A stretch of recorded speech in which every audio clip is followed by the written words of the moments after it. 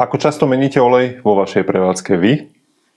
Na smaženie pokrmov je treba používať výlučne tuky určené na tepelné opracovanie. Pri smažení nesmie prevádzková teplota tuku prekročiť 180 stupňov Celzia.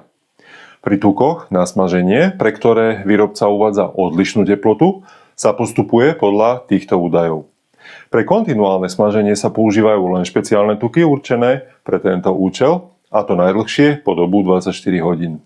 To znamená, že olej je potreba vymieňať jedenkrát za 24 hodín a použitý olej uskladiť v nádobe určenej na použité oleje až do doby odvozu s mlynou firmou. Použité oleje môže prepravovať len osoba alebo firma s oprávnením na prevoz. Toto pravidlo platí aj pre organický odpad, samozrejme zvyšky z jedál alebo nespracované suroviny, šupy, škrupiny z vajec. Naspäť ale k oleju. Prepálený tuk sa musí vyradiť z použitia z kuchyne. Aj malá chyba v oleji môže mať veľký dopad na zdravie. Viete, ako ich rozoznať?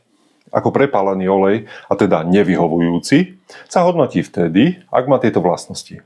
Napríklad tmavá farba, čo znamená výskyt oxidačných produktov. V krátkosti, oxidačné produkty v oleji na smaženie vznikajú pri vysokých teplotách a obsahujú škodlivé látky ako aldehydy, ktoré môžu pôsobiť na zdravie, napríklad na srdce, cievy, môžu zvyšovať riziko rakoviny a vznikajú najmä pri opätovnom zahrievaní oleja. Alebo jeho nesprávnom výbere, napríklad s vysokým obsahom omega-6 mastných kyselín. Ďalší znak nevyhovujúceho oleja je jeho penenie, čo môže znamenať prítomnosť polárnych látok a alkalických mydiel.